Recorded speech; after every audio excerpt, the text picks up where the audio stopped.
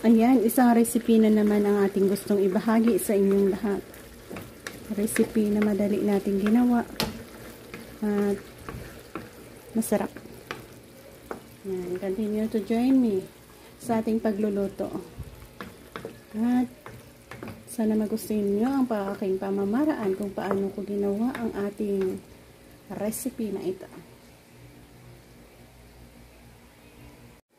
Another recipe ang aking gustong ibahagi sa inyong lahat. Meron akong giniling karne ng baboy. At meron ding na-dice na patatas. So yan ang mga ingredients na aking gagamitin para sa recipe na gusto ko naman sa inyong i-share. So join me guys kung paano natin gawin ito. Nalagyan na natin ng mantika. I-add natin ang onion at garlic.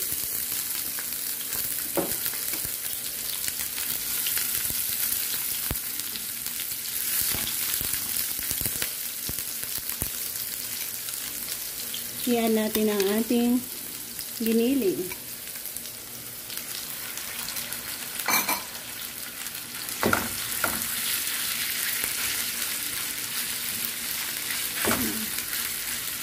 Prito-prito lang yung saglit hanggang sa okay.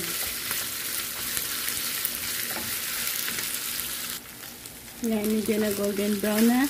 Mag-add tayo ng oyster sauce.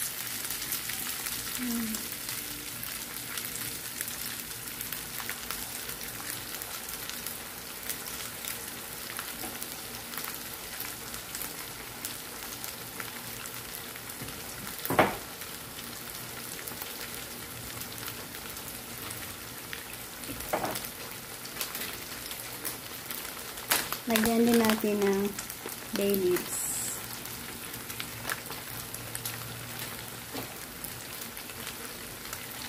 Black pepper.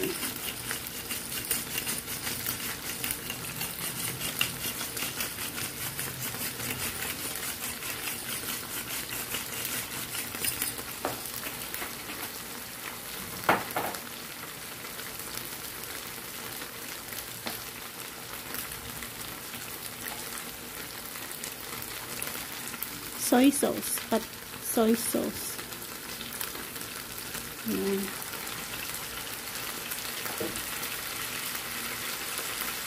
Konting vinegar. Konti lang.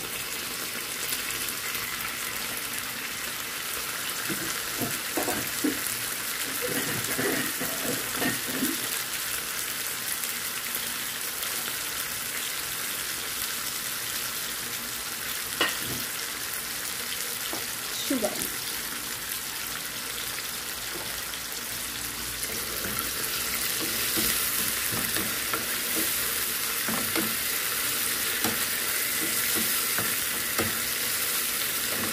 Mabilis lang ito, giniling lang naman.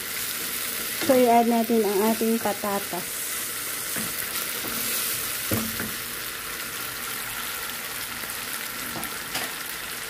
Yan. Wait, konting tubig na. Nalinis na.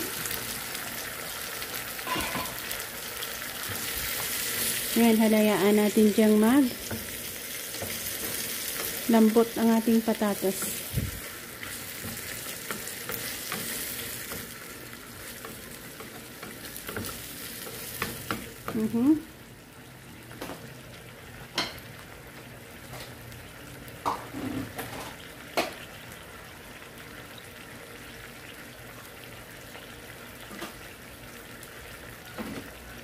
Magdagdag tayo ng isang basong tubig.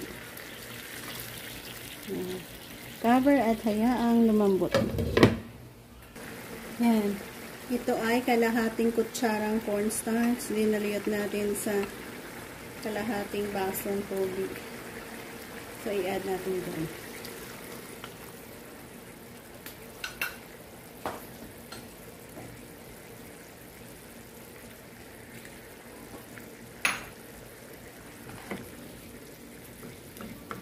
Continue kanyang paglambot.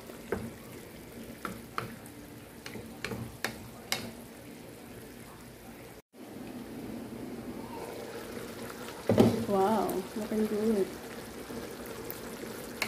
So, hindi pa lumambot ang ating patatas. Patuloy pa tayo dyan nagpapakulo hanggang sa totally lumambot ito. Easy lang, no? Easy gawin. Parang adobo style siya. Binili. Na-check na kung sakto ang kanyang lasa.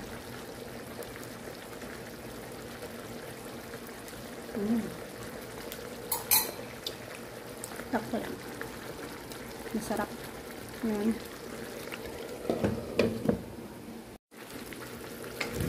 Yan, dito na tayo mag-e-end dahil sa nakuha na natin ang saktong lambot ng ating patatas dito.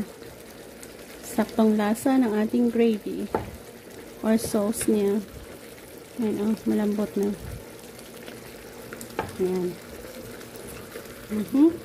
So, thank you again for joining me.